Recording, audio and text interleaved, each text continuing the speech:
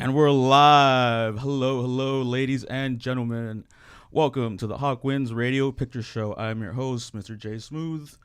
And tonight we got a fun one for you guys.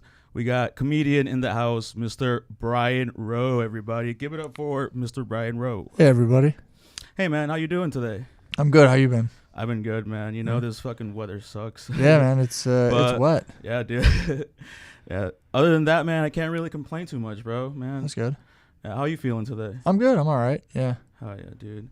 So for those of us who don't know who you are, can you tell us who you are and a little bit about yourself? Yeah, sure. I'm Brian Rowe. I'm a Chicago stand-up comedian.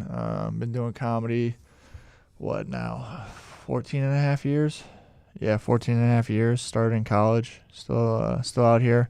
Got a special. Perform a lot of local shows, a lot of stuff around the country. Yeah. What's your favorite place to perform in Chicago? Ooh, either Zanies or Laugh Factory. Zanies or Laugh Factory? Yeah. Yeah, those places are pretty cool, man. Yeah, they're cool. Also, Lincoln Lodge isn't far from where we are right now. Have you ever been there? Yeah, it's like in Milwaukee, right? Yeah, I've been there a couple shows. That's a very fun spot too. Yeah, so those three are probably the tops. Hell yeah, man. Yeah, man. So what got you into comedy, man? What was your inspiration behind it? And do you remember like the first set you did? Yeah, so I actually wrote my first jokes when I was an 8th grader. 8th grade. Yeah, I remember. So I've always been into comedy. Like I used to watch specials and shit with my dad. He showed me Eddie Murphy's Delirious way too early, and I remember watching. I used to watch a lot of Dane. It sounds arrogant to say, like it sounds dickish to say this, but like I watched a lot of Dane Cook in middle school. I remember being like, "Wow, this is just a guy talking." Yeah. I'm like, because like you'd see like Chappelle or you'd see like Eddie Murphy, and they like had this like larger than life presence. But then I'd watch like Dane Cook, and I'd be like, "Oh, wait, this is just a guy talking. Anyone can just do this." And I mean, I don't mean that as like an insult towards Dane Cook. He's a great comedian, but I mean that because he had such a like natural way of just being a person. Yeah. Where I was like, "Oh, whoa, you can just write jokes down." So I remember I wrote a joke down. I like visited New York with my aunt after I graduated middle school, because I have an aunt who's got this thing that everyone should see in New York before they're in high school. So we went there, and I remember like I wrote this joke about seeing a homeless guy pissing on a bush in the park. And then but then like I got to high school, and it wasn't like I didn't like know how to pursue it. So I didn't know like what to do, so I just kind of didn't pursue it at all until like my senior year. I was making fun of this kid at the lunch table, and he was like, he said something first, so I snapped back at him. He goes, "Wow, you're a regular old comedian." I was like, "Oh yeah, I wrote a joke down once. I should sit and write those out again." So then I just started writing things down. Then I got to college, and then I saw an open mic in college, and I was like, "Oh, I'll try this." Do you remember the first joke you ever said? It was the thing about the bush. I literally dragged up a thing I wrote from 8th grade into college. It wasn't terrible. It was like I still do the bit probably. It was I was in Central Park recently, and I saw a guy watering the plants. And people say New Yorkers are mean, but I don't know who goes out of their way to water plants. I mean, it might have just been a homeless guy pissing on a bush, but it's a thought that counts. It's not a great joke, but it's a good joke for an 8th grader. Oh shit, yeah, man. Do you remember like the first time you ever had like a bad set? Yeah, it was my. What was that? 1, 2, 3, third set doing comedy at an open mic. Did you get booed? I didn't get booed, but it was just dead silent. And then I think 2 of the guys wanted to beat me up, but I got out of there before. Yeah, I was just shitting on I was in college. I was shitting on fraternity parties, and like you tell they were frat bros, and they just didn't. They weren't standing for it. And I was like, I'm gonna get out of here. I'm not getting my ass kicked over these jokes. But yeah, I've had plenty of bad sets since then. I mean, it's a part of it though. Yeah. How do you deal with that? Like once you have like a bad set, you come off stage. It used to eat me up way more than it does. Like it used to really fuck me up for like a couple days. Where like even in an open mic, I'd be like, "What the hell?" and I'd be sad about it. Now it's just like, all right, that's a part of the game. You got to ride the waves. It's I mean, I've bombed so much at this point, and the thing is like. You're never doing as great as you think you are, and you're never doing as bad as you think you are. Most of your shit is in the middle. Yeah. When you really have those crazy good sets, when you have those really crazy bad sets, and those really crazy bad sets at this point where I'm at are just funny to me, where I'm like, this is hilarious. I'm doing this bad. Because there's like no reason I should be doing this bad. I've been doing this for so long. And also like a lot of times it's like, all right, I just didn't connect with that audience at all. Yeah. And then it just gets kind of fun. The silence just gets funny to me. And I'm just like, fuck it, I'm just going to try new stuff and fuck around. Yeah. How much do you think of having a bad set is all in your head? It's a part of it. I mean, if you get caught up in your own head, definitely. I mean, a lot of times it's more like you get an audience you don't connect to, I think. Or like I've had jokes that have absolutely murdered in some rooms and then been dead silent in others. That's just a part of like, can you line yourself up with the audience? Also, the situation kind of helps too. Like if you're doing a bar show, it's way different than doing a club show. Gotcha. Like if I'm at a club, it's an environment set up for comedy.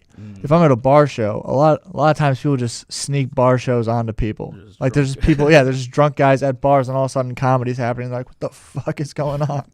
So like the situation also provides the setting for if the humor is gonna, like, if someone sets it up well. Also, if you got a good host that gets the room ready, if you got someone who like maintains the flow. A lot of comics do this thing where they're like, oh man, this guy's crushing, I don't want to follow him. I would rather follow someone that's crushing than go up after someone who just bombed the room, because then I have to do all the work to get the energy back. Oh yeah. And I'm not like a high energy guy when I'm on stage. I'm more of like a, hey, I wrote these things that are like thought out. I'm not like a, hey, I wish I could be. I really wish I could be, but I just don't have whatever that is. So then how would you describe your comedy? Like, it's kind of everyone says it's dry. Comedy. It's dry humor. Yeah, it's dry. It's dry. It's stories, and then it's like dry observations, more or less. I literally just wrote one today about I'll give you a sneak peek. It was about I was like, you ever just been sitting around and think, God, nothing good happens to me? Like I saw a lady who she got $300,000 in a lawsuit. She was suing her ex-employer because they fired her because she had a diabetic episode and stole a orange juice. I'm like, no good shit like that ever happens to me. Yeah, that's funny, man. So, I mean, my next question was going to be, how do you go about building your jokes? But it seems like you said just observations. Stories. So, like, I piece things together. Like, I try to find. Like, I wish I could say I sat down and, like, wrote shit. Like, there's people who can do that. Like, they sit down and they just write, but I don't have that. I don't know. It just doesn't come to me like that. Like, occasionally I'll sit down and, like, work something out, like, wording-wise, if I want to write out all the words to see what it, like, the entirety looks like and see if, like, there's places where I can make it more concise. But for the most part, it's just things come to me when I'm walking around. I'm like, oh, I should write that down. A lot of times I forget to write things down. I'm like, that's gone forever. Yeah, man. You know, I always tell people, like, if you just go, and I'm kind of the same way, like, I'll observe something, it'll be kind of funny. Yeah. I'm like, if you just look at, like, your own life, like, sometimes you find so many funny scenarios. Oh, yeah. Even if you, like, just go through, like, your past history, too. Like, I was sitting the other day watching a clip of, like, just old, like, I was watching high school basketball players, and it made me think of when I played basketball, and I was like, oh, there's some funny shit in there. And I just started, like, thinking of all the things that are funny in there. Yeah, man. You got, I was stalking your Instagram a little bit. Mm-hmm.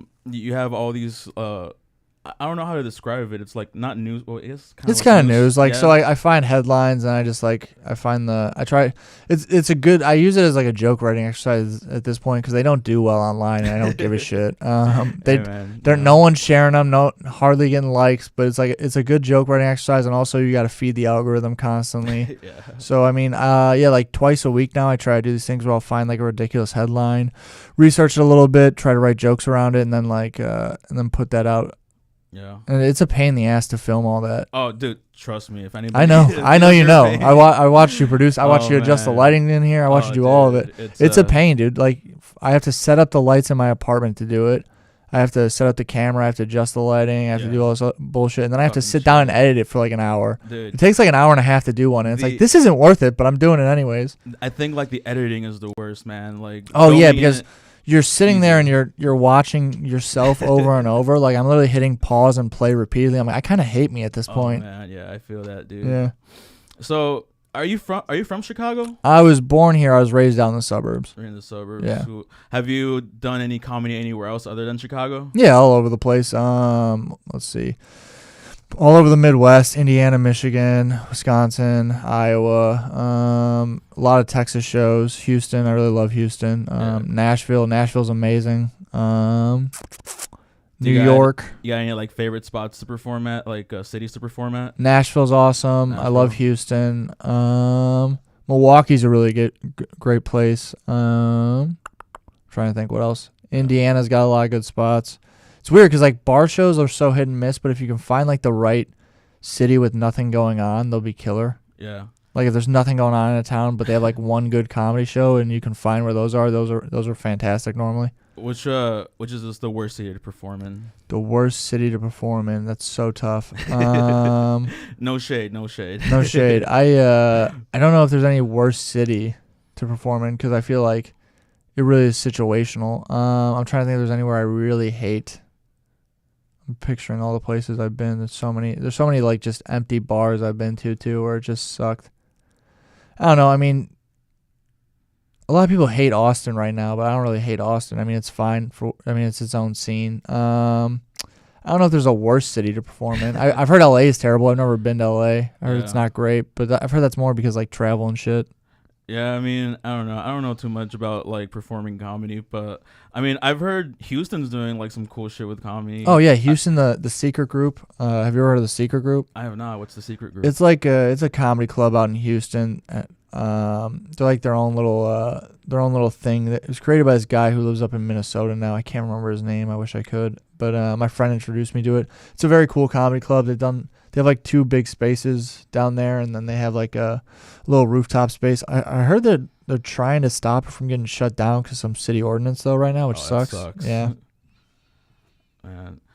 So like, if you had to, so earlier you were talking about Dan Cook being some of your one of your inspirations. Do you have any other comedians that you look up to, or like who would you like your dream opener or not opener? Who would you open up for? Open up for right now. Dan Soder would be awesome. Dan Soder's the man. Do you know Dan Soder? I am not too familiar with Dan Soder. Dan Soder's awesome. I actually met him. I met him a couple months ago. He's such a great dude. He not a couple months ago, about a year and a half ago now. He came to do a charity show for free for this comic who had cancer here, and he's like, someone just texted him and was like, "Hey, would you pop in?" And he just came and did this show for free. He's like, "Yeah, I'm gonna be in town." He's like, "I'm in town anyways, visiting family." But he's probably one of the best comedians in the country right now, and he's so underappreciated. Shane Gillis is awesome. I've always loved. I was a big Chappelle fan for forever. Bill Burr. Trying to think who else. I've opened for some really cool people. Who have you opened for? Sam. Wow, it's crazy. I just realized 2 Sams are the biggest people I open for. Sam Miller and then Sammy Obeid. Hey, yeah. How was that like? It was fun. It was really fun. Sammy actually, Sammy's super cool. I texted him one time. I was in North Carolina for work, and I was like, "Hey, I saw you're down here doing shows. Anyway, I could get spots." He's like, "Yeah, just come host them." I was like, "Oh, cool." Oh yeah, that's awesome, dude.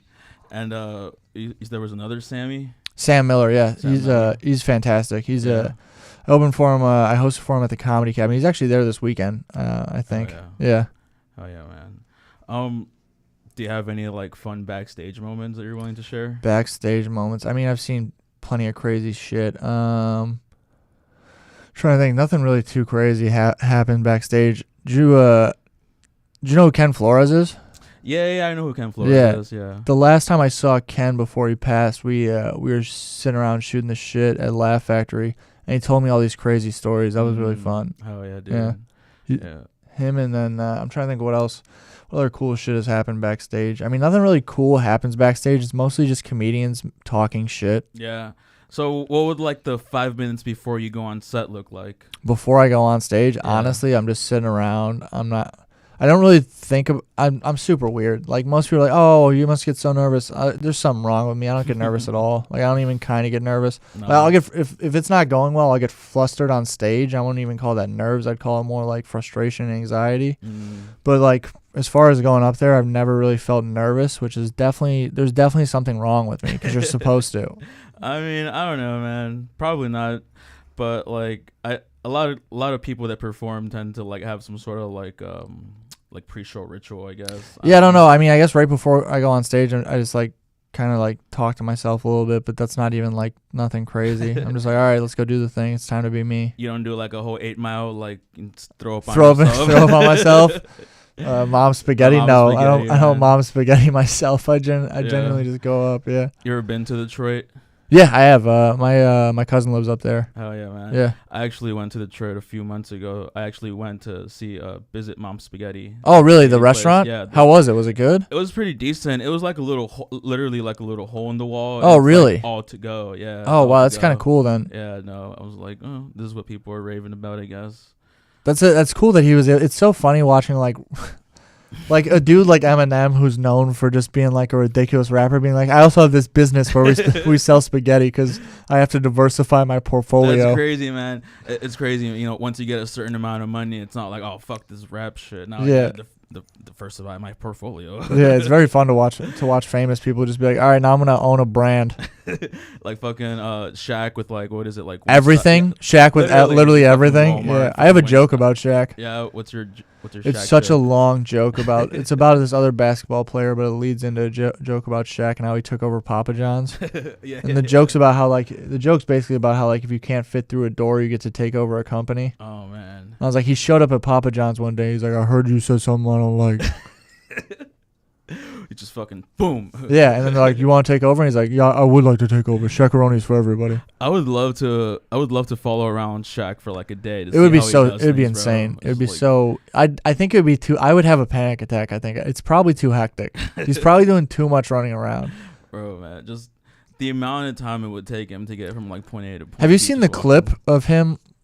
He was in Canada recently, and he was like, "I'm gonna try to walk around and see how long it takes for someone to notice me." And like immediately, You it was like can't- immediately. It's like you're 7'2", dude. You You're can't 7'2" just and walk around when recognizable. you're Your Shaq, face though. is on everything. What are you talking about? The dude immediately, someone was like, "Shaq," and he's like, "Oh man."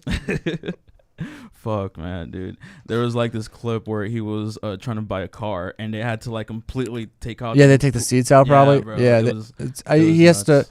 It's crazy because if you're that big, you have to be great at basketball because otherwise your life is a pain. Like imagine if Shaq wasn't great at basketball, how much his life would suck. Like he literally would probably drive like a Toyota Camry that he'd have to Couldn't stick his fit head through the in. goddamn God sunroof. damn, I never thought about that. That's fucking crazy, man. So let's get back to your comedy, I guess. Yeah, sure. Before when comedians had to like make it wasn't too much about like social media. It was like trying to play out, go to like city to city, Yeah. tour and stuff. Now I feel like it's come more to like the social media aspect of it. Can you get more likes? Can you get more follow? Has that changed the way you've pursued comedy at all? Yeah, I'd say a little bit. You know what's funny is Dane Cook actually started that with MySpace. Yeah. Like Dane Cook was like the first comedian who was like, if you ever look it up, it's like Dane Cook would go on MySpace and like message people and be like, hey, I'm doing comedy in your area. It's like it seems insane, but it's a good hustle. Yeah. I mean, it changes the way I approach certain things, I guess, because like now I'm like, all right, I need to get a clip of this joke, so I need to nail this joke because I want to clip it out, which sucks. And then also like you see a lot of people doing crowd work. I'm not really a crowd work guy. I'm more like, hey, I worked on these things. I don't know. It's kind of like. Do you ever come across like hecklers at your show, and how do you? Yeah, it's handle gotten them? worse because of all the crowd work clips. Yeah. Like people want to be a part of the set now, Right. and they see that as like they're like, oh, this is how comedy works now. Is I'm a part of this. When they it's want like to make no, it about them. And yeah, stuff, it's like yeah. shut the fuck up. I wrote all these jokes. I wrote these jokes. I came here to tell them to you. I'm the clown. You listen to Like, me. you listen to me, motherfucker. I'm here for the attention, not you. I don't care about what you do. But so yeah, like a lot of it is like. A lot of it's crowd work orientated now with clips, and like that's what people want. But also people want that because people want drama, and there's more drama in a crowd work clip than there is in, hey, here's I a well-written guess. joke. I mean, yeah, I guess you can take it both ways. You know Yeah, what I mean? I mean, I'll say this: the best crowd work is often people who you don't even realize that it's like a written joke because it is a written. Like, there's a lot of people who can make it look like crowd work, but really it's a joke they wrote, and they just have all the responses ready for it. Like that's their thing. Yeah. Yeah. There's like if you fully know how to turn something someone said into one of your jokes, then it looks like crowd work, but it's still your joke. Yeah. And then a lot of times there's also just people are fucking crazy, and they get drunk and they go to shows and they say outlandish shit, and then people clip farm that too. Kind of like Matt. Like, what do you think about like Matt Rife and like people like that? I don't know. I haven't really watched the stand up enough to have an opinion. I just know he does a lot of crowd work. I'm just like, all right, Yeah. cool. He's a handsome man. Good for him. I wish I had those genetics, I guess. Right. That would definitely help my comedy career. Yeah, definitely. Yeah. Yeah. You got the hair. There. I try, man. Yeah, no. I use the purple shampoo, guys. The purple shampoo? Which one? I forgot what it's called, but Tresemme? No, it's not Tresemme. It's like in a purple bottle, man. But I forgot what it was called. I'll post some links somewhere. Post some links. Post a link with your. They have to sponsor me at some point. Eventually, dude. It's majestic. Troy Thank you. Polamalu-esque. Thank you, man. Yeah. And how do you deal with the hecklers, bro? I mean, you kind of I used to not handle it as well as I should. I've learned. You ever get anybody kicked out?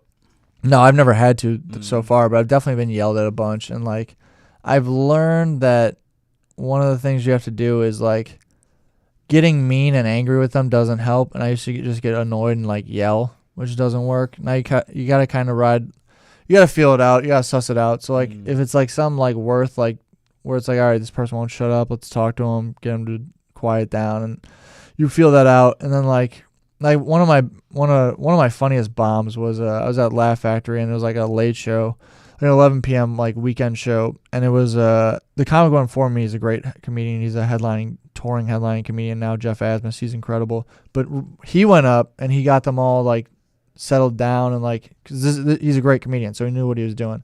So he got them, he like crowd worked them a little bit, then he settled them down, and then like he got into his material. And then they were all calm, and I was like, oh, cool. The host will bring me up. I'll just be able to go up and go right into my material. Immediately, they started talking to each other because they were like a drunk late night crowd. And I was like, this sucks. Yeah. So I handled it the worst way possible. I was like, you guys need to shut the fuck up. You guys are ruining this show for yourselves. I'm like, are you guys all dumb? And they're like, do a joke and maybe we'll listen. I'm like, well, if you'll shut the fuck up, I'll be able to do a joke. and then they did, which I was shocked. They were like, fine. And then so then they did, and then I did a joke and it went well. And I should have stopped there, but I'm an asshole. So I was like, see what happens when you fucking idiots listen. And then I lost them. I was like, oh well. Man. Yeah. When you call them idiots, man. Yeah, I know. I shouldn't have insulted them. That was really the problem. I should have just rode the wave.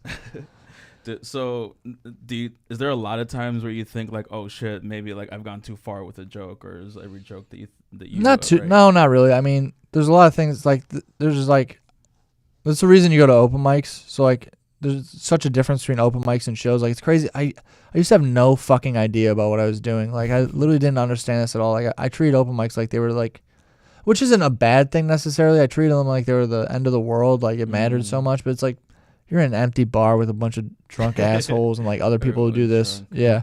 So it's like, really, I've come to realize I go to open mics now just to like work on things. Like, this is the gym. It's not going to go well. It's going to suck. Yeah.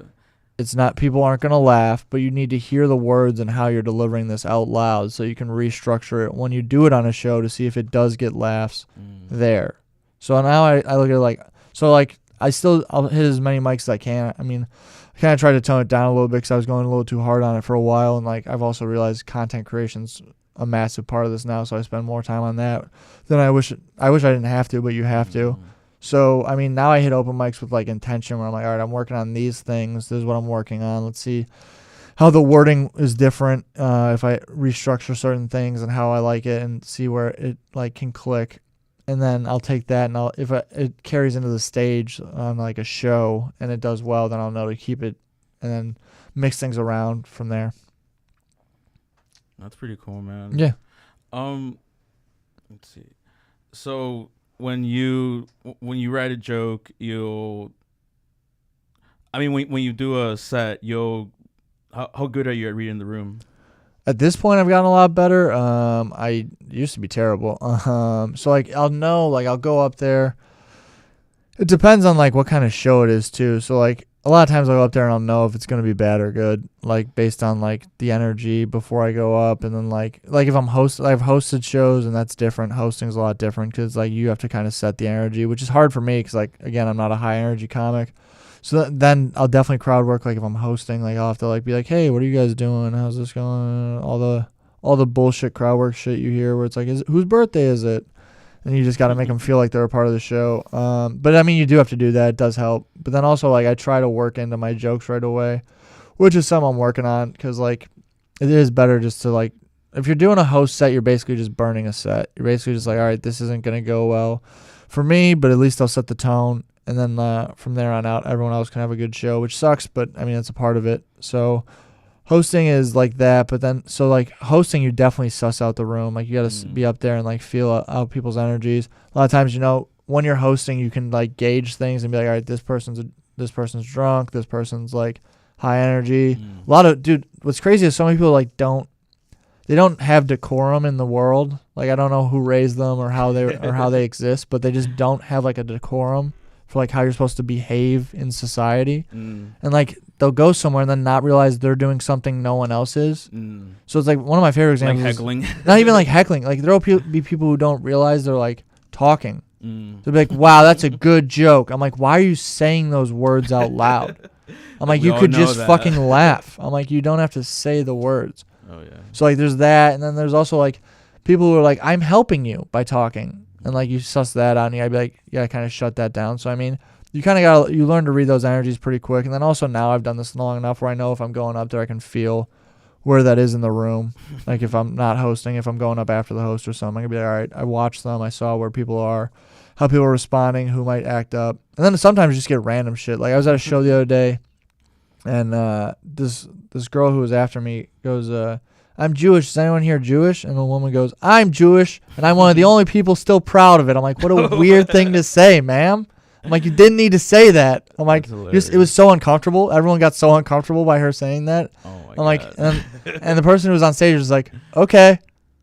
Dude. And he's like, I'm going to go back to my joke about being Jewish myself because you're not the only person in the room who is. Dude, that's fucking wild, man. Yeah, it's very Fucking- strange to watch how yeah. people, but people, that's the thing is people take their own worldviews into going to watch comedy. Mm. So that's why people get upset and they get, Mhm. and they get angry at you, and that's why they yell things out. It's because they're taking their own personal perspectives and they're applying it to everything they see. Mm. And then like if everything they see doesn't adapt to how they choose to see the world, they get upset by it, which isn't how you should go into watching comedy. You should go into watching comedy with an open mind and going, okay, people are making fun of things. It's not serious. Yeah, like you should kind of know what you're getting yourself into, type Yeah, of thing. You definitely know what I not. mean? Like, You you should- shouldn't. If you're gonna get offended easily, you probably shouldn't be at a comedy show. Yeah, definitely. And then also like there's people who think they don't get offended easily, but they do. And like I get it. There are certain things that are definitely like people shouldn't say. And then also if it depends on how good the comedian is too. Like a lot of people are like, I hate this fucking idea of like, oh, you can't say whatever you want anymore. Cancel culture. I fucking hate that so much, dude. That's a You big can one. say whatever you want if you're good enough at saying it. If you're yeah. good enough at saying it to get away with it, people will let you say it. Yeah. The problem is you aren't good at saying the things you want to say, so that's why you don't get away with it. That's why people get upset.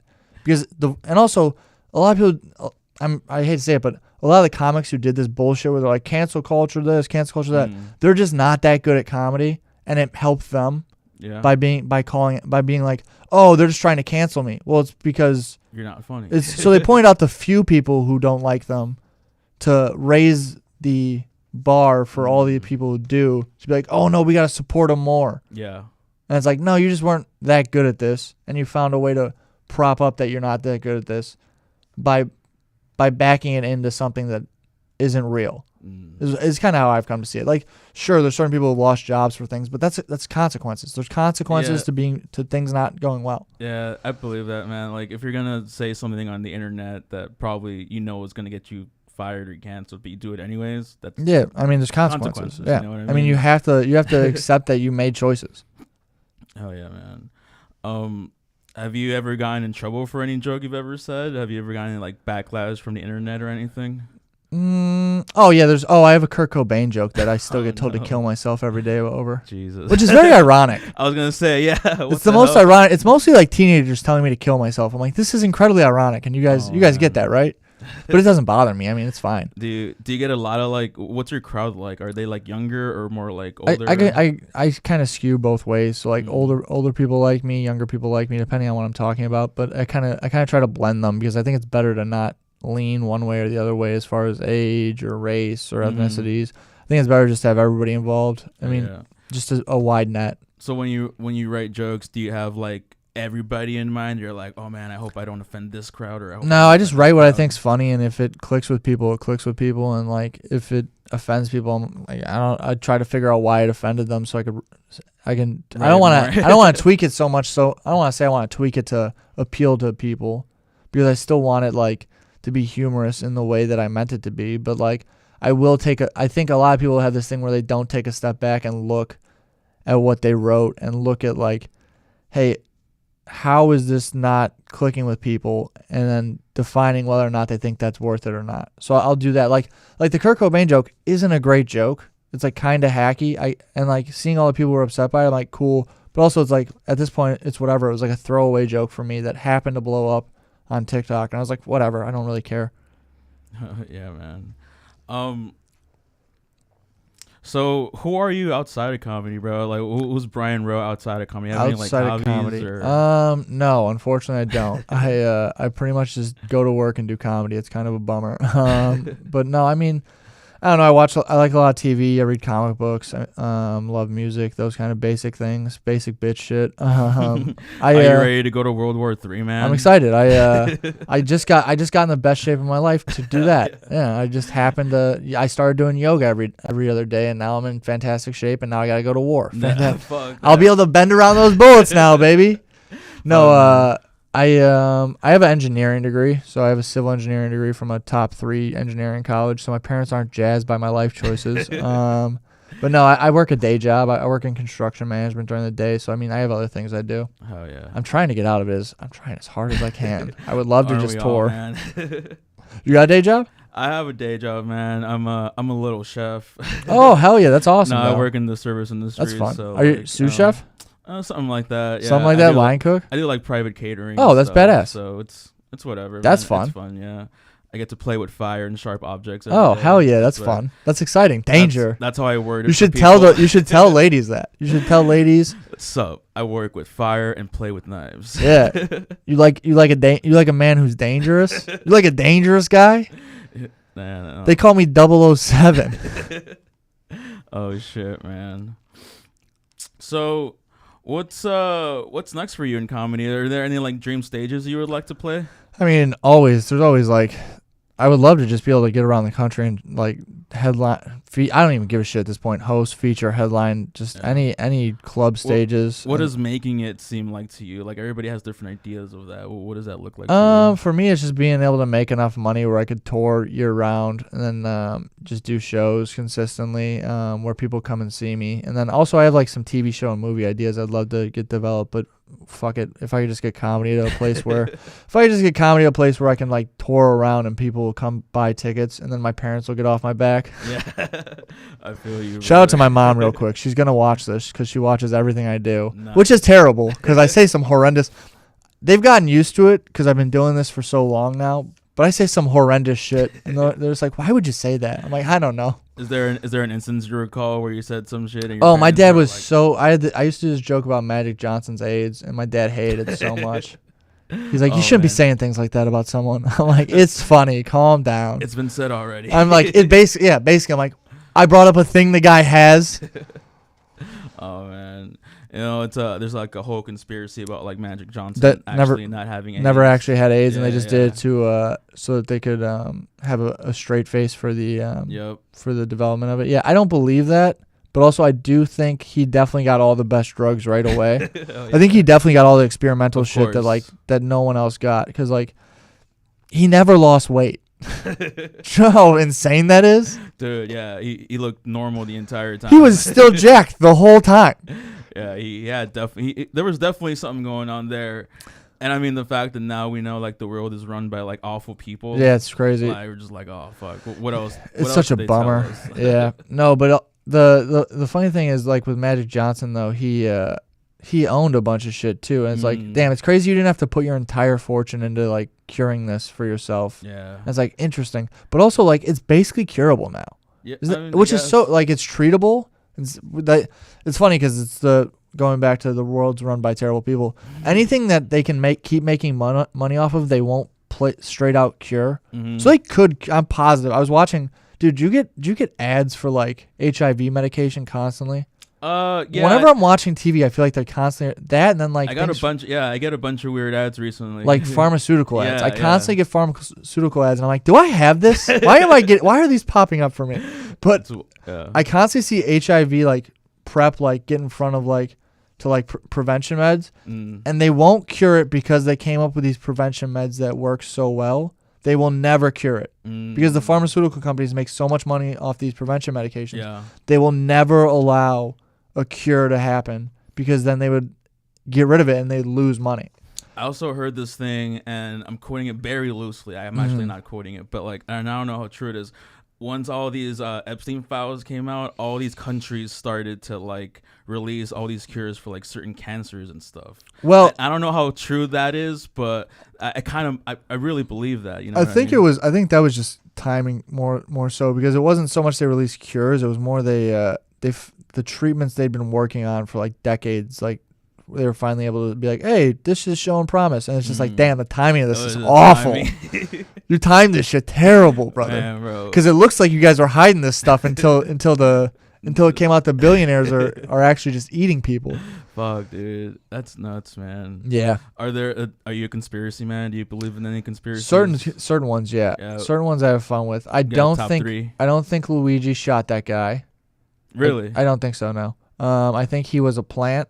And I read through all the data. I read through all the data. I read through all the court case. I read through it all. I read through his background. It makes no goddamn sense for that kid to shoot that guy. I get it. The whole like the argument is the whole like back thing. Like he had like the back problem. Here's the thing. He disappeared to Asia for a while right before it. So I think what happened was they were like, hey, you're gonna be the fall guy for this. And then we're gonna provide you with the best lawyers. You're gonna get away with it.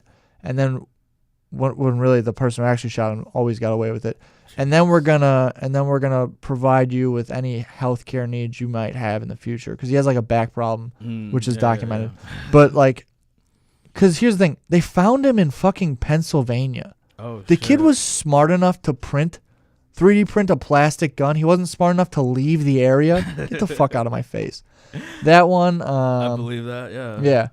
And then my favorite one I don't believe in, but I find it hilarious, is do you know who Malala Yousafzai is?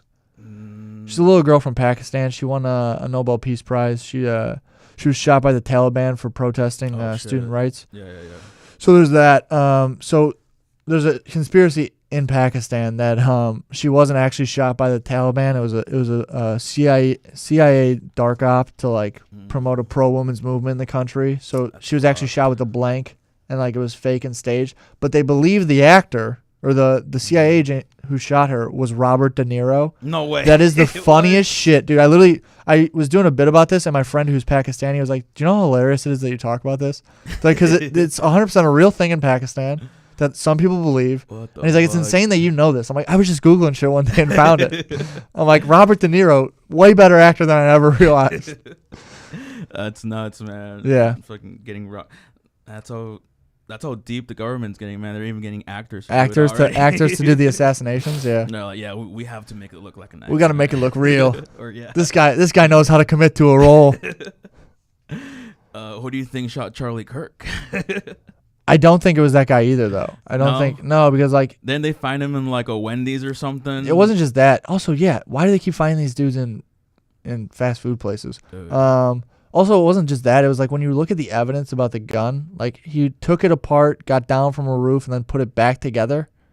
Yeah, that's. It was like that doesn't make any sense to me. Yeah, fuck, dude. Yeah, and also I don't think that dude who shot at Trump was. I think it was just a sniper they set up. Yeah, I think it was a sniper they set up. You mean this guy skimmed his ear? This dude was This kid skimmed his ear, and then he was able to stand up. Also, if I'm getting shot at, I'm not standing up and pumping my fist in the air unless I know I'm safe. Yeah, that one seemed kind of weird because, like, I don't know. I feel like his like private security probably. Like, oh yeah, there's no scar tissue. If you ever look at a picture of him, there's no scar. If you get hit with a bullet,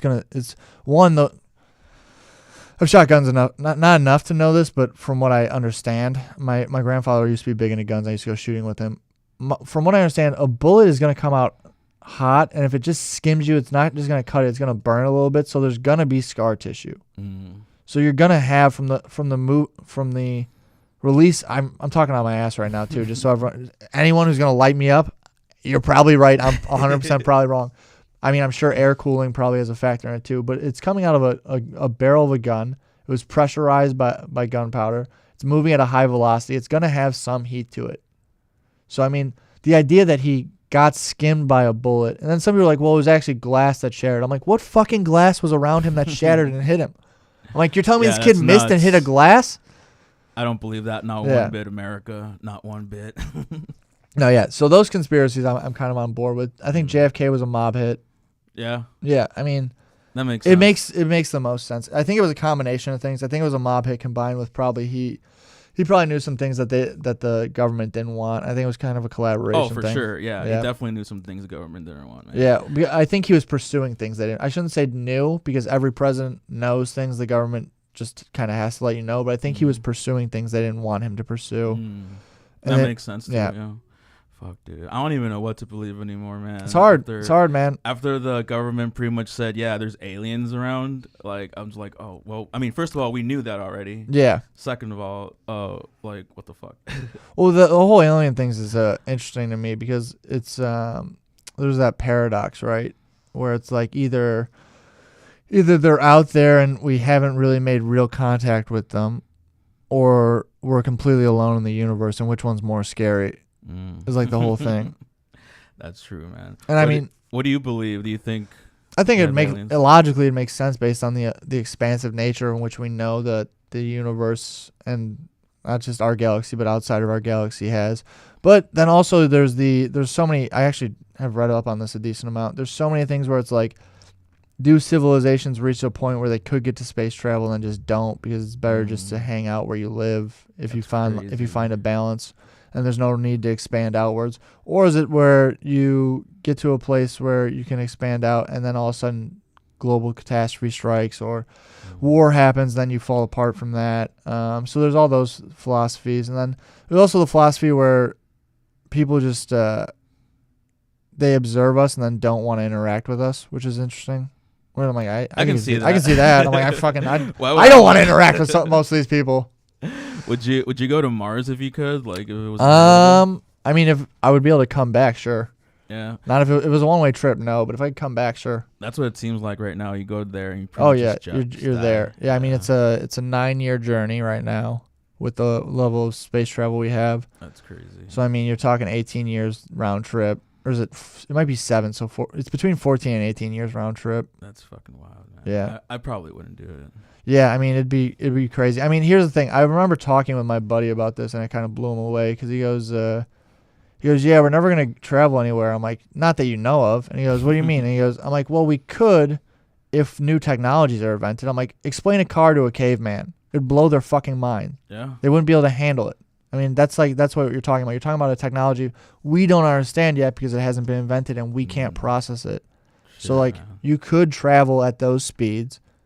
If we found, and I think it probably has to do something with fusion energy, but I mean, we don't have that capability yet. I think Neil deGrasse Tyson said that we're able to travel in time backwards or something like that. Not forwards? Or either forwards or backwards. If we go faster in the speed of light or something like that, then we're able to travel either backwards or forwards. I forgot. One of those two. I think it would. I don't know if it would be forwards. I think Probably it would have to be backwards. Yeah. That makes sense, man. Man, the world's just fucking interesting, brother. It's fascinating. I mean, also though, time travel is something I've spent a lot of time thinking about because do you know how gravity works? I went to school for a little bit. Yeah, you know the basis of it though, right? I think so. For those of them who don't know, it's gravity is like you have space time, right? It's like a plane, and gravity is the impression an object makes on space and time. So like it's the mass an object has leaves an impression on space and time. That's why you have like the bending of. That's why you have solar systems orbiting the sun, right? Right. So I've always theorized that you would be able to travel if you can bend space and time enough where you bring 2 points together. Shit. So I've tried to theorize how that would work in my head a lot. And you need something that's super dense and instantaneous where it would exist and then not exist for a moment, and then it would bend 2 points together, and then you'd have to have some form of a technology that allows you to jump between those 2 points. Oh fuck, man, that's some pretty wild shit, dude. Yeah, this is what I do when I'm bored at work. This is what I think about. I go, I wonder how I could travel. Well, you do have that engineer background. Yeah, I mean, yeah, definitely. I had to take a lot of phys. How much of that goes into your comedy, like your background? A little bit here and there, not too much. I have like a couple jokes about it. I have a few jokes about how you shouldn't trust anything because my friends are all engineers and I know nothing's safe. So earlier you mentioned you had like some you wanted to work on like a TV script or like a movie or something. Yeah, like that. What I've was written a that? What was bunch that of like? I've written a bunch of like sketches that I'm trying to film. It's hard to get people together to film them, so I'm trying to film like solo sketches right now, and then if I can get people on board. Also, I filmed a sketch with my friend St. James recently, and the audio got completely fucked up because I didn't check it beforehand, and the Rode mic didn't work, so I think I'm gonna have to buy like new mics. Oh, that's shitty. It's man. all right, but Yeah, no. Shout out St. James, man. I know St. Yeah, James. I love St. James. He was on the show like I think last year when we first started. Oh, word. Yeah, Fuck he yeah, I was love on St. here. James. Yeah. That's cool, man. Any other fellow comedians you want to give a quick shout out to? Oh my god, there's so many I should. Should I? I mean, I have a lot of friends in comedy. Yeah. No, I'm not going to. Let them figure it out. Yo, fuck them. Fuck them. No, there's a lot. I don't know. I'm trying to think. There's so many people. There's too many people in the Chicago comedy scene to name. It would. I'm not. You know what? I'm not going to because I'm gonna be selfish because then this way I won't have missed anyone, and then there'll be no one to be upset with me. Perfect. That works. There you go. Perfect. St. James is the only one who gets a shout out. Boom. So, if you were to talk to your younger self, what's a piece of advice that you would give your younger self? If I were to give advice to my younger self, it would be to lighten up. Lighten up. Don't take things so serious. You gotta learn to let things go. Yeah. Yeah, I got a real problem with holding on to things for too long. That's definitely one of them. Also, get good at networking. Who cares about writing? Yeah, there you go. Get real good at networking people because people who network, people It's move who up. You know. People, yeah, it really is. People move up in comedy faster if you know people rather than like you spend all your time thinking. Spend all my time thinking writing jokes was the way out, and I was wrong. It's who you know. Be more personable. Yeah. I would say that, and I have a hard. I'm trying. Yeah. It's not going well. I'm trying. Would you say like Chicago is a good place to network? Are there any other cities that you recommend comedians to go to? New York is like the place. It's like the place to where be. you make it. Yeah, unfortunately. I mean, it's harder in Chicago because there's not really a lot of industry here, and the industry is kind of allergic to Chicago right now. Hopefully that'll change. But what do you think it'll take to make like Chicago just like New York, if not better? Oh boy, you're talking about a bunch of things I probably shouldn't say about a bunch of people I shouldn't say it about. Well, let's not get specific, but you know. We need more clubs. First off, we need more clubs here. We need more clubs. We need to create a structure for people to want to come and find Chicago comedians. Whether it be like clips, a place where people can develop sketches, things of that nature. A market for there is a market for television and movies here. It's just it's not translated into picking comedians. I mean, the social media aspects there. I think it's a lot of needing to develop a system for clubs to promote people, and like New York has so many goddamn clubs that like are famous. We have Zany's, Laugh Factory, Lincoln Lodge here. If we had more than that, I think that would be beneficial. We need like at least like 4 more clubs to like. And the problem is though, Chicago is such a unique thing because New York has so much stuff that people want to go see comedy. Chicago has a lot of stuff, and then they go, oh, there's comedy too. So you need it to be a space where people go, oh, we just want to go see comedy, instead of being like, oh, also there's comedy, so we can do all this shit, and then we can go to comedy. Yeah. So I think that's a part of it. Yeah, I think it comes down to that. The business aspect is pretty heavily. It's a lot of people don't realize this is a business. You have to treat it like one. Yeah. Which sucks, but you do have to treat it like one. So you have to have a business mindset. I mean, it should be fun, but you also do have to have a business mindset with how you treat certain things. Yeah. I haven't always been great about that. I've done some things I shouldn't. I've said some things I shouldn't. I get that. We all make mistakes. Some of us more than others. Yeah. Well, how much of a business do you think, compared to like actually having fun, should somebody that's trying to make it look at this? So like if you're just doing this as like a hobby or like because you enjoy comedy, Godspeed, do that. You don't have to work harder at this. You don't have to try. You don't have to grind. You don't have to network with people. Just fucking go to open mics, have fun. If you can get a show, get a show. If you wanted this to be a job, which I'm still working on, so fucking don't take my advice from it. But you have to have an awareness for, it's a lot of kissing asses you don't want to kiss. It's a lot of making nice with people you don't want to make nice with. It's unfortunate. It is a part of it. It's a lot of grinding out, being aware that you have to do a lot of things you don't want to do. Like most days I don't want to film content for social media, but unfortunately that is the game now. So you have to do that, and you have to accept the things you don't want to do. You have to accept the joke writing you don't want to do. And then also a lot of it is get good at hanging out with other comedians. I'm not great at that. I'm kind of very to myself. I don't mean to be. I just am. It's just how I fucking am wired, I guess. But like, yeah, it's funny because like someone recently told me like, you're so arrogant. I'm like, no, you just don't know me. Well, you just literally don't know me at all. That's the deal with like a lot of people. They have this perspective of certain people, and it's all like, nah, man, just talk to me for like 5 minutes, bro. Yeah, man, I'll never forget. Someone was like, "Oh, I thought you didn't like me when I met you." I'm like, "I didn't know you. How the fuck would I have an opinion?" Like, you know, and like, I don't know, you just seem mad all the time. I'm like, no, I work a day job. I'm tired. I'm fucking sitting around just working through my head through stuff. Sorry for having resting bitch face, yeah. guys. sorry, I'm not smiling all the time. My life hasn't been sunshines and rainbows. It hasn't been awful, but I do have things I'm working on up here. Yeah. Has there been a time where like comedy helped you get over like certain obstacles in your life? Yeah, I would say so. I mean, there's certain like certain loss, like you lose things and then you learn to cope. You shouldn't use comedy to cope, but like it does help. Would you agree that a lot of comedians use comedy to cope with like their life a little bit?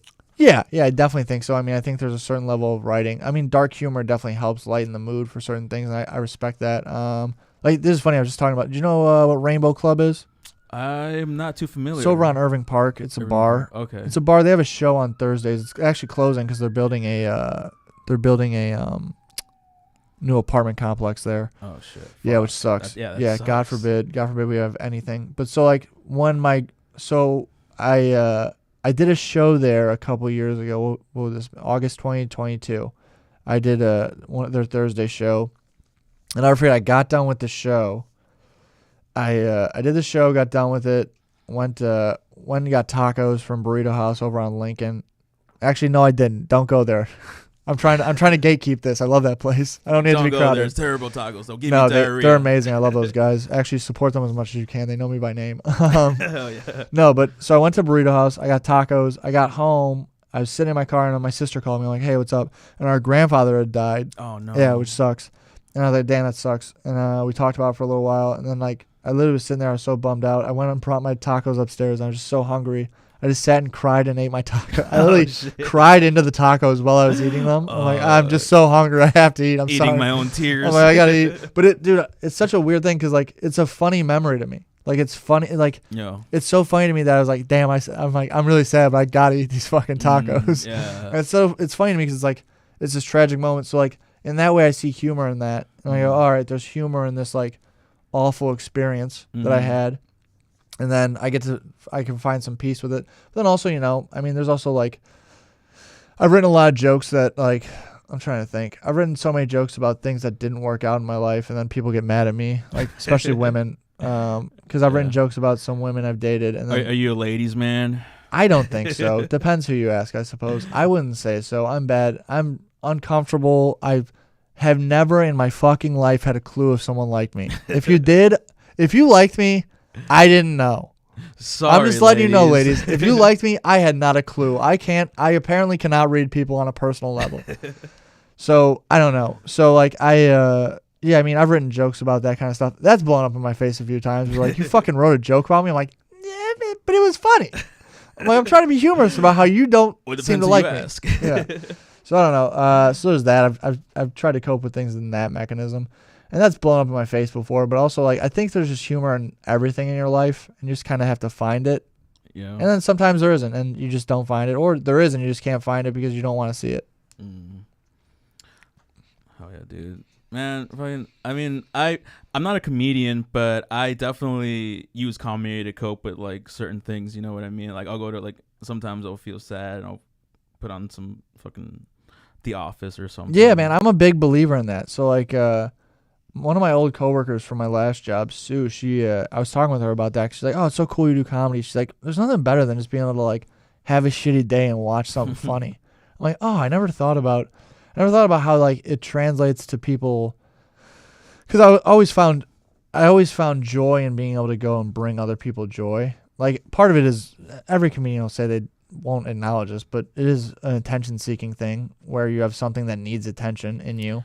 But then also, like, it is like I find an immense joy in finding the humor in things, because to me it's like a puzzle, right? So I find the humor and connect the pieces to make the joke. So like it's like a bunch of things, you find the way to make them stick together, and then there's something humorous that people are going to enjoy. So I find that incredibly joy. I find my own joy in being able to know that other people found joy in thoughts that I connected in my head. Like I put these dots together, and then it brought something that was able to translate to like a lightness, took away some of the darkness for you. Yeah, no, I definitely enjoy putting or hearing something funny and just forgetting about like my troubles throughout the day. Yeah, man, it's important to have that. I mean, life sucks for everybody. And here's the thing, like life sucks for everybody in scales, right? So your best day might be someone's worst day. Yeah. And you don't realize that, but like that doesn't mean it's not applicable. It doesn't mean it doesn't discredit their shitty day because it's it doesn't discredit like your worst day or their best day. It's just their experience, and then being able to have something that can uplift that shittiness is just I find an immense value in that. Yeah. So, if Chicago's comedy scene had a personality, how would you describe it? Ooh, that's a good question. Maybe compared to New York's comedy scene. So New York's a little more like punchy, like kind of like even like the way they write jokes, the way they do stand up is more, I would say, punchy, like quick, like. And Chicago's more kind of a flowy kind of thing, where it's like, all right, you're loose, and then like you got LA, which is all like, oh. Yeah. I would say Chicago's kind of the middle, right? Like the LA of comedy. Yeah, well, you have LA, right, where it's like real loose, everything's kind of like flowy, not. And then you have New York, which I think is kind of like, it's kind of the perfect metaphor for the places too. Like New York's like aggressive, straightforward. LA's too laid back, fucking doesn't care about anything. Chicago's kind of right in that sweet spot in the middle where you find the balance. Yeah. Okay. I can see that a little bit. Yeah. I think the city is like that in general. I think this is the best city in the world, if you ask me. Yeah. Been to New York. Definitely. Don't think it's that great. I've never been to New York, but I've heard the traffic there fucking sucks. Traffic there sucks. It's dirty, fucking smells, people are rude. No alleys, is that no true? alleys, yeah. They have no alleys, so all their garbage is on the sidewalks, which is disgusting. Bodegas. Yeah, bodegas are cool. I'll fuck with a bodega. Yeah, is there like a favorite one you want people to check out when they're in New York? I don't know them by name. I just know the one that's down the street from my homie Brendan's apartment. My friend Brendan Lemon's a comedian. He lives in New York and Austin. He travels back and forth. He's got a place in Williamsburg that every time I stay there, there's a like corner bodega I go to. Yeah. Yeah. So check out the Bodega by Brendan's apartment, everybody. Everyone stalk Brendan Lemon, figure out where he lives. I'm going to send this to him. And then go to that bodega. He kickboxes, so you guys can track him that way too. There you go. This whole show is going to be stalking Brendan now. We're changing the name of the show. It's Stalk Brendan Lemon. He just turned 40. Oh man, if you can get us a social security number too, that's if anyone can get a social security number, I'd love to plug in on those numbers and find out what his bank account looks like. Oh man, that's funny. So, do you remember like the first show where you felt like validated as like a comedian? Oh man, that's tough. Validated. Have you ever even looked for validation as a comedian, or like what's? I don't know if I've looked. I don't know if I've looked for it so much. I don't know. I guess I'm still trying to find it. I don't know. I think that's kind of the whole point of doing this is you're always looking for validation in some way, right? There's something missing from you that needs approval. No, I definitely agree. Earlier you said that a lot of comedians do it as a form of like attention seeking. Yeah, I think it's a approval thing too. I think that's more or less true with most forms of entertainment. Yeah, I would agree. Yeah, it's looking. I think acting also is a lot of people who don't have a voice for themselves, trying to find a voice, trying to figure out who they are. Yeah, and they disguise it within playing multiple people. Yeah, but no, I think I think there's a lot of attention seeking in doing this. I mean, by nature, this is an attention seeking thing. So I think it's people who, it's dominated by middle children. Like scientifically, it's proven that it's statistically. Yeah, statistically. Oh shit. Yeah, it's statistically proven that it's dominated by middle children because it's an attention-seeking thing, or younger children's most of the part. You're not getting older children, which I am the oldest child, which is unique. I actually read a whole book about the way birth order affects the way you normally live. I believe that, Yeah, man. it does. Yeah. It does. As the older brother, I believe that the younger ones get a little bit more of attention. Yeah, I mean, sometimes. it's definitely that. I mean, also the older siblings normally more strict. You have more guidelines set for you. Growing up, you're supposed to be the one that people look up to, so it has an impact. Which is funny because my sister's a fucking saint. She's such a better person than me. I But feel that, bro. she's literally like a million times better than me. But and my parents have seen that at this point too. I think they've realized with me going to engineering college, like Brian's the guy, and then I'm like, I'm gonna be a comedian. They're like, Amy's the one. That's funny. Hell yeah, Yeah. dude. No, it's just like, yep, I'm gonna do something great for myself. Psych. Yeah, no, so I think there's a lot of attention seeking in comedy. But other than that, it's also like, people like to make people laugh. So I think that's its own thing too, where it's Yeah. like, it's a combination of that. Were you like a nerd in high school? Oh, massive nerd. Yeah. I'm such a big nerd. It's insane. I got really good grades in high school, and I love math. Unfortunately, I miss doing math. It sounds so fucking dumb, but I miss solving math problems. Really? I miss just doing math. I miss doing physics and math problems. Like, it was just fun. It was just fun to be able to be like, oh, here's the thing you do, and now I got to go to a job, and I don't get to do that, where I have to be like, all right, I guess I'm typing up emails all day. Was that the nerdiest thing you were known for in high school? Was just doing math, or No, did you do any, I'm like a big a old Yu-Gi-Oh nerd. card collector or something? No. I mean, I did a lot of just hanging by myself in high school, which is kind of lame. But also, like, I played a lot of basketball. I failed at a lot of basketball, so there was that. I didn't make the team junior or senior year. Made it sophomore year. Was the manager freshman year, which I just wrote a joke about. The tower manager. Yeah, dude, I literally just wrote a joke about it, about how I saw a clip of like a basketball like manager, and they let him play the last game, and I'm like, oh, that's nice. And I'm like, wait, that happened to me. I'm like, oh my god, am I a mentally challenged child? Is that why they let me? Is that why they let me in the game? Oh man, that's hilarious. Yeah. dude. So you never collected like Yu-Gi-Oh or Pokemon cards? No, or I wasn't really a anything? collector of stuff. I collected quarters. My grandmother got me like this quarter collection thing. Oh, you were that kind of nerd. Okay. Yeah, and I didn't even like do it intentionally. She gave it to me one year. I'm like, all right, I guess I'm fucking collecting quarters now. That's crazy, man. One of my buddies found his like grandparents had a bunch of like coins and quarters that Like they- money shit. Yeah, like they collected from like a while ago. He ended up selling one quarter for like a couple $1,000s. Holy shit, that rips. That's the dream. The Yeah. dream is to find something like that. I wish I had all my Yu-Gi-Oh and Pokemon cards. My dad got rid of them all. And I look back, I was like, there was so much goddamn money in those that my parents had. He just didn't have the foresight. And I remember I went to college and I came back. I'm like, hey, do we still have all these? He's like, nah, I got rid of them. I was like, God damn it. I'm like, they're worth money now. And he's like, really? I'm like, yeah. Yeah, man. What's like another like '90s thing that you remember doing growing up? Oh, I assume 90s you're thing? from like kind of like from that era. Yeah, I a was little born bit, in right? '93, so Yeah. what's a '90s thing, dude? I just like my brain just goes to like actually being outside as a child, Yeah. like actually experiencing life. Like, I don't know, it was pretty much as that. I mean, we had Pokemon Yu-Gi-Oh cards. We had I remember when I got a PS2, how sick that was. I was like, oh my god. I got a Nintendo 64 way after everybody. I suck at video games, man. My dad coached sports, so like that was way more emphasized in our household, I like being get you. outside than it was like playing video games. Yeah, did you Also, I play- have such a bad anger. Yeah.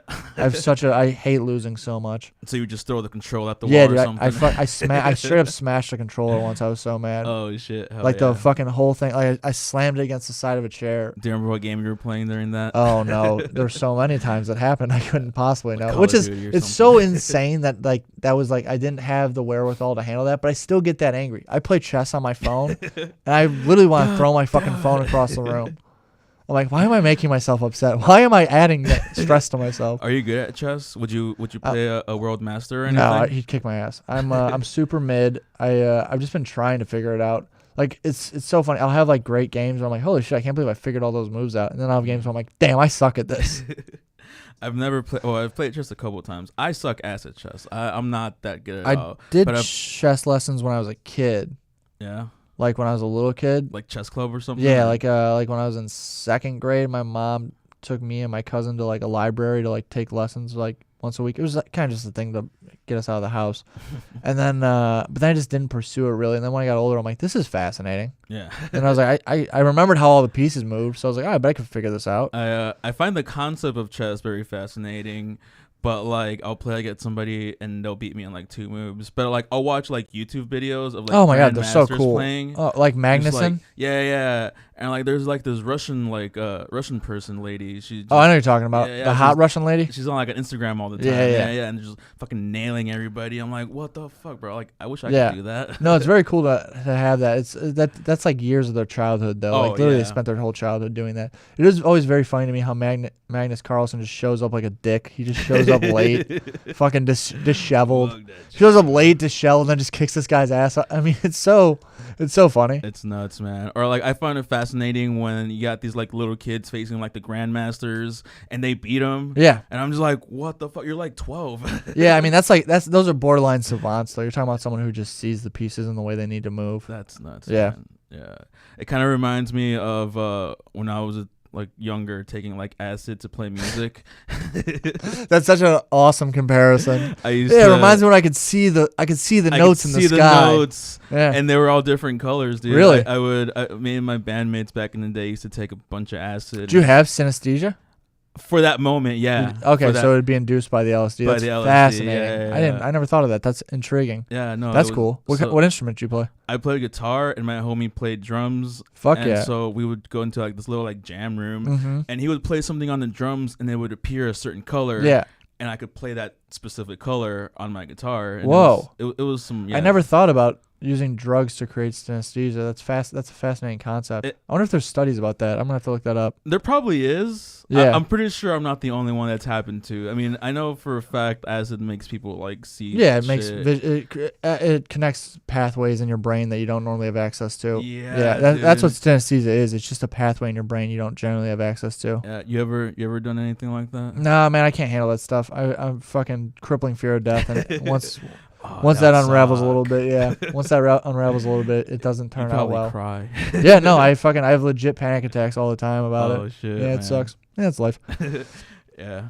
Yeah, I'm so scared of it that I actually had to stop seeing a therapist because I made him afraid of his impending death. Really? Yeah, because we talked about it, and the way I describe it made him so scared of it. He's like, "Yeah, I don't think we can keep doing this." I'm like, "I get it," That's nuts. and I was like, "Cool, I got the worst superpower ever. I can translate my fear onto people. Fantastic." Do you ever write jokes about it? Yeah, I've written some jokes about it. I've written some jokes about what's one you can tell us? He one time I was talking to him, he goes, "Man, he's like, I have seen veterans, I have seen people who are drug addicts, I've seen people who are in gangs, people who are shot at. You have by far the worst fear of death out of anyone I've ever seen." He's like, "You have like a post-traumatic stress disorder level of death." I'm like, "Damn, that's crazy." I'm like, "It's Jesus. just nice to hear I'm the best at something, for being honest. Doc, it's nice to hear I'm good." Oh man. That's funny, man. Yeah. No, that sucks, dude. I don't want to die, bro. No one does. And here's the thing is everyone pretends like they're comfortable with Like it. they're No cool one, with no it. one It's is. all like no. You're not Oh, cool with man. it. You haven't thought about it long enough. You haven't visualized the lack of awareness of what it could be. And there's a lot of people who are like, "Well, I'm just going to go to heaven." That's a comfortable thought. I like that as a thought. That's a beautiful thought. I hope Do you that's believe real. in heaven? I don't know. That's the thing is like, I've been afraid of it since I was 5 when I realized no one could possibly understand which is way too young to realize this. I realized when I was 5 years old that no one could possibly understand what it is because you would have had the experience to know what it is. So then I was like, oh my God, no one knows what it is. So everyone's just lying to each other about it. And I'm like, it's this thing that's coming for me and I have no control over. Like, oh, cool. It's cool. No, it happens. So yeah, it's really the all-encompassing thought of my life is based around that. So I try to fill in as much life as I can. Yeah. What do you if money was no object, what kind of life would you be living right now? Like, what would your daily life? You know what's look so like? funny is I hear comedians talk about how if money was no object, they wouldn't even bother doing comedy. I would just do comedy. That would be like the only thing I'd do. I would do comedy. I'd make movies and TV shows. My life would just be that. It'd be creating stuff because creating stuff's way more fun than anything else. Also, I'd learn a lot. I would love to learn. I should be learning Spanish.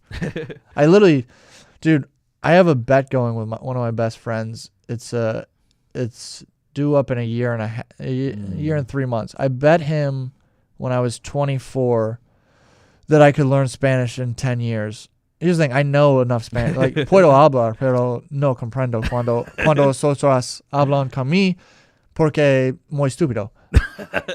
There you go. Yeah, I can talk it. That's not bad. I can't understand when people talk at me. I just it's just too fast. But like, he saw me playing. This is me and my roommate. He's one of my best friends. He saw me playing fucking Duolingo game on my phone, just fucking around. He goes, dude, I will give you 10 years. 10 years. You could do whatever method you want. You won't be fluent in Spanish. And I'm like, yes. I'm like, 10 years? You don't think I can get fluent in a language? And he's like, no, you just won't fucking do it. And I was like, okay, sure, let's bet. He's like, $100. I'm like, fine. So now, in like a year and a half, I'm going to have to owe my friend $100. I'm not going to be fluent. Well, I mean, hey, man, you got a year to learn still. I know. I'm going to try. We'll see. We'll see how it goes. Did you watch the Bad Bunny Bowl? Yes, I loved it, dude. That was so, it wasn't even just so much the music or anything. Like, the music was a fantastic, like, it was a vibe and everything. But it was also the production value of what they showed. It was so well filmed and produced, and like there were no hiccups in the production. It was watching that alone, I was like, damn, this is fantastic. And then also it was a beautiful message. It was fun. It was good music. Yeah. I definitely enjoyed it, and I definitely felt the message they were trying to portray. Yeah, when it's Bad Bunny unity. was singing, like, you know what I mean, like. And even if you're not like the biggest Bad Bunny fan, No. you can't deny that It was fun. Yeah. If you didn't have fun watching that, you're an Yeah, asshole. yeah. I'm sorry. Did you get a glimpse of the other halftime? I watched it later on. I saw it. I was like, all right, I guess. Fucking No, go off, Kid Rock. I felt bad for Kid Rock, and it was kind of like, I'm just doing this for a paycheck, rock and roll and trucks and shit. Yeah, man. No, I felt a little bad for Kid Rock, man. I don't. He's made so much goddamn money. Also, it's like, yeah, whatever, cool. I mean, he is who he is. I mean, it's fine. Yeah, he. I don't know. I don't really care about it. I mean, it was like, all right, cool. You guys had your own thing because you didn't like a guy who's from this country doing his own language. That was like the funniest thing that I saw online, where people are like, why don't we get Americans to do the Super Bowl anymore? And it's like, well, do you not know that Puerto Rico is part of America? Puerto Rico is a part of America. It's just they don't speak the same language as you. You know, and you know what? There's people on every corner of this country who don't speak the same language as you. I thought it was funny. I saw a while ago, people were trying to retire in like Spain and stuff. Like white people were trying to retire in Spain. I'm like, they don't speak English here. And they were mad because the citizenship test was in Spanish and not in English. And those were the same people that were telling people here, they're like, hey, why don't you take the citizenship test in English? Yeah. You know what I mean? I thought that was like so hilarious. No, it's incredible. It's truly incredible how unaware and self-absorbed people are to be able to have any concept of the fucking world around them. And then like bigger picture stuff, like, you know, halftime show, whatever. But then at the end of the day, like a week later, who cares, bro? Yeah, it's like, I mean, all right, we're still talking show. about it because you know it's current events. But at the end of the day, like, who gives in a year, it'll be someone else doing the Super Bowl, and there will be people who go, "This fucking person sucks. We don't want to watch this." But yeah, it's very silly that they. I mean, it really just came down to people were upset about the anti-ICE message that he had, but it's like, it's a valid message. I mean, it's not like they're fucking. Yeah, they're not great people. Yeah, they're not doing good things. I mean, if you could sit here and my joke has always been like, if someone is in agreement with what's going on in this country, ask them what grades they got in high school. That'll tell you everything you need to know. Yeah, no, for real, dude. I mean, yeah, at this point, it's not about like left or right anymore. It's just like, bro, like, no, it's just people who are ignorant. People just suck. Yeah, it's just shitty people. I agree. I mean, it's very funny how like the political spectrum's evolved, because I think the best way to be is somewhere more towards the middle, but people like force you to. The loudest voices are on the edges, and most people really want to exist in somewhere in the middle. And I mean, I definitely lean liberal, but I mean, there's certain things where I'm like, yeah, you know, if someone wants to have a pistol and go fucking shoot out in the woods, go fucking nuts. I agree, man. I'm definitely like you said, a little bit more liberal, but like there's certain things that certain sides say. I'm like, oh yeah, if somebody wants to own their own weapon, let them. You know yeah, what I mean? I get like, that. Yeah, I mean, however, make sure that there's like good background checks happening. You know what I mean? Should be. That's the thing, is like people are like, oh no, you can't. You need to regulate this stuff. It's very apparent that we have a problem with guns in this country. Exactly. And not regulating it is the massive problem. Like, you know how fast I got my FOID card, bro. Oh, like that And, probably. like, dude, like Yeah. I filled out a form, and in like 2 months it was shipped to me. That's no, Which I'm not, I'm capable of owning. I don't have a gun, but Yeah. I'm capable of. But like, it just seemed to me like it was so easy, and it should be difficult. It should be the hardest thing to own. it should exactly, bro. It should be the hardest thing to own. I also don't think most people should be allowed to drive a car, but that's my own opinion. Yeah, I mean, I definitely feel that it should be a little bit harder to do for sure. Yeah. Man, the fucking United States is a fucking joke nowadays, bro. Yeah, it's kind of falling apart. I mean, it's all empires fade. What do you think the current, like, so back in the day, the American dream was like owning a house, and like you had your family and stuff, and like dad was able to pay for everything with like one income. Do you think there's a new American dream now, or is there like is the American dream dead? It's kind of dead. I mean, what is there, right? I mean, Yeah. look at everything. I mean, the corporations have taken over our country. Health insurance is impossible to navigate through. I mean, if you get sick, you're kind of fucked unless you have like the best health insurance. I mean, owning a home has become damn near impractical. I mean, unless you want something small. I mean, or unless you have money or your family can give it to you. There's job market shit. I mean, we've kind of given up on the advancement of alternative energies, which I think is the future and a necessity. I mean, you could sit here and fucking talk about climate change all you want. It is a problem. I mean, and climate change people go, well, it's global warming is not real. It's snow. That's not what it is. It's an extreme altering of the climate fluctuations, which we see now. We have warmer days on days we shouldn't. We have colder days that are more extreme. It's a aggressive fluctuation. So I think the American dream, I don't know, fucking how can there be one anymore? The companies came and they killed it. So there's no more American dream. No, they took it. They took it away from us. I mean, I don't know. Because here's the thing. It's like, even if you get famous, right? Like the idea of like, oh, go out and get famous and become like, everyone's got a fucking TikTok now. Everyone gets their 15 minutes. Even if you get in TV and movies, or like become a famous comedian or famous podcaster or famous radio host. Dude, James Vanderbeek just died.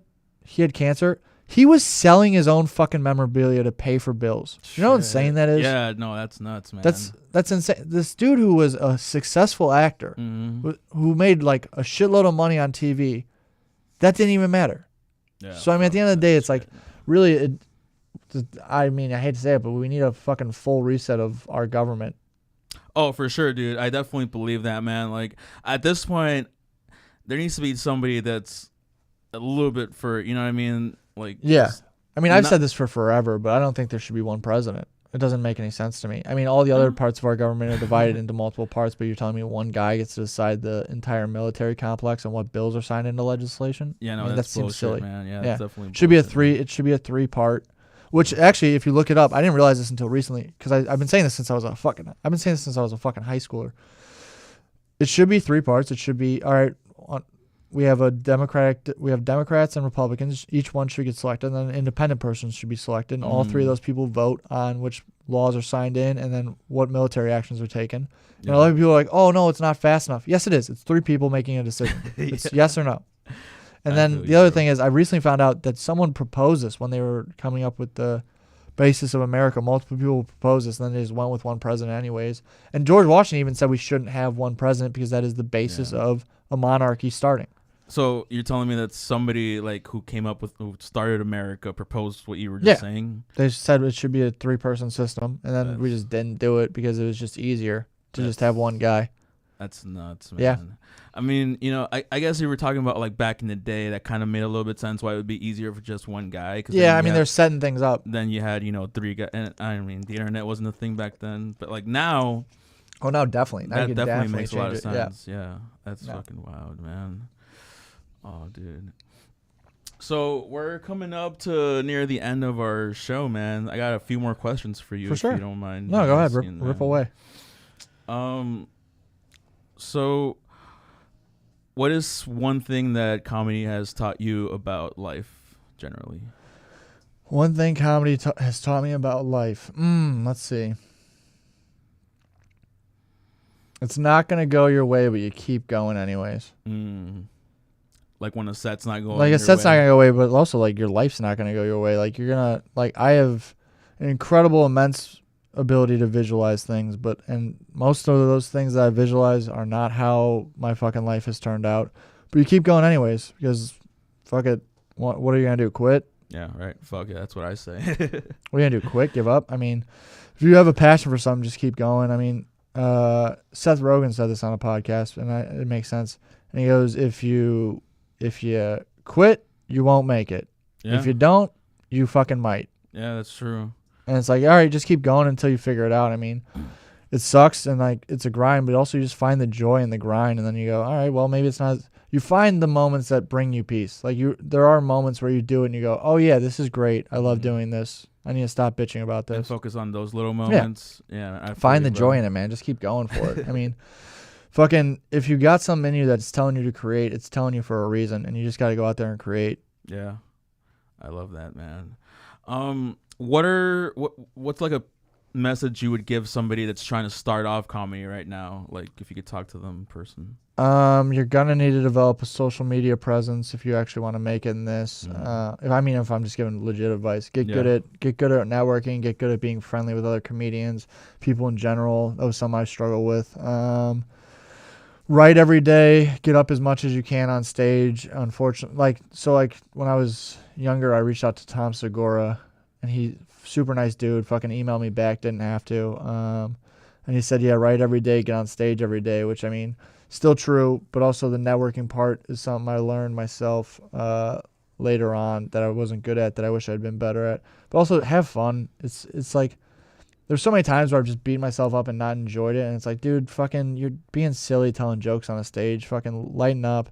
Enjoy yourself. This is going by fast. Fucking tell your jokes. It's not the end of the world if they don't go well. You'll figure it out on the next one.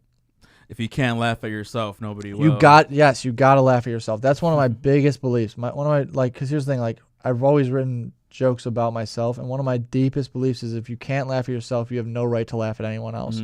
I believe that. And that's the thing is like when people like get upset at things, I'm like, with jokes on stage, I'm like, how are you gonna get upset at this when you're laughing at something else? You can't laugh at that other thing and then not laugh at this thing that applies to you just because you're taking it personal because it's you. It's also funny. You just have to learn to look at the humorous part of it. Yeah, for sure, man. No, I definitely 100% believe in that. And now, real quick, what's like a message you would like to send to your fans out there? And if you want to look at that camera right over there, that's where America's message to my fans. Holy shit, you exist? Oh my God, it's nice to meet you. There's a few people out there. There's a couple. Actually, it is crazy. After my special came out, I was walking on the street and this dude was like, Brian Rowe, I watched your special. It was good shit. I'm like, me? You're the one guy who watched it? Get the fuck out. I didn't know I didn't know you were the guy. Oh, yeah. No, it's cool. Yeah. No. Thanks. If you support me, thank you. Thank you. And now, where can people find your special? It's on YouTube. It's under 4x3 Productions YouTube. It's Brian Rowe. That's my vibe. I've been mocked about that name by every comedian who's ever existed. But I liked it. I like the name. Fuck it. I chose it. I chose it and I stuck with it, and I don't even care what anybody says. There you go. Brandon Kiefer. I don't care what you say, Brandon Kiefer. Yeah. Fuck you, Brandon Kiefer. Yeah, no, good. Get him. Everybody gang up on him. No, he's a great comedian. He's a fantastic comedian, and it eats my soul how good he is at this. Oh, yeah. Oh, yeah, man. And then social media stuff. Where can people find you on social media? Brian Rowe Comedy on all social media. I also have 2 TikToks. I have one for just me talking, which is Brian Rowe Talking, where I put the laughable news segments and then me just spewing bullshit into a camera. And then Brian Rowe Comedy is where I put sketches and stand-up clips. And then Brian Rowe Comedy on Instagram. Twitter, no one gives a shit about anymore because Elon Musk killed it. Threads, same thing. I set up a Facebook page because I thought I might be able to attract old people to my comedy, but it's not working. Oh man, Facebook is a little hard to get by. No, it's also like no one really uses it. Fucking uses Facebook anymore. It's all about TikTok now. It's all about TikTok. It's all about the kids on TikTok. Yeah. Gotta get those high schoolers. Yeah. I really attract to high schoolers. That's my fucking audience. It's insane when people are like, you gotta get those TikToks popping. I'm like, can I just get people who can buy tickets to shows? Why are you trying to get high schoolers to like you? Just get people my age, please. Yeah, can I get 20 and 30-year-olds who have money? What are you talking about? Funny, disposable income? Oh, man. Well, thanks, dude. It was a pleasure talking to you. No, it was great today, talking to you, man. Thank you for I'm coming. glad you had me on. I appreciate it. Yeah, man. It was fun talking to you, bro. Thank you. Thanks for having me. Oh, let me see. Oh, all right, there we are. So, ladies and gentlemen, I hope everybody had a great time tonight. This was Hawkwinds Radio Picture Show, and I am your host, Jay Smooth, with special guest Brian Rowe. Peace out, everybody.